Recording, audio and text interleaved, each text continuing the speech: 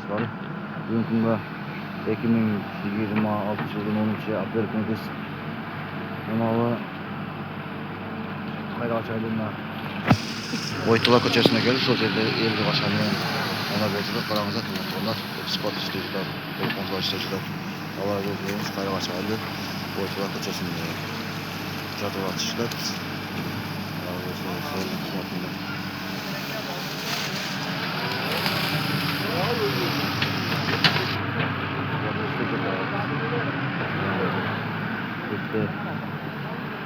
Elektrikli yol var, ayrıca güneş lokatlar, kiralar var. Ayrıca güneş lokatlar hemen bir ayrı bahçesi var. Adamlar var, çoğun adamlar var. Bak işte burada. Thomas var. Markas tutacaklar, boyutlar kaçası var. Ooo, çaktırağı iş olacaklar. Onlar aşağı direkt geçen hafta gel. Elden aylan sana tekrar hiç. Çünkü de özünü yapıp çatacak. İş kaçacak.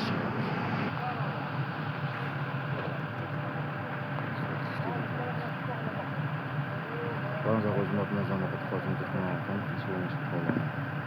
Çoğunluğun boyunca. Hayra kaçaylı Oytala Koçası'nda. Trottoir batışıdır. Çıkacak araba. Burada oradan açılar tekin motorlar. Gecede oynasın, çatılmaz.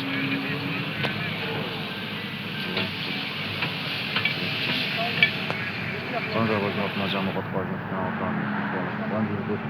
Numaradan olsun. Bu programdan sonra like basıp paylaşacaklar. Negatif oldu. Tasarruf bölüşüp oldu.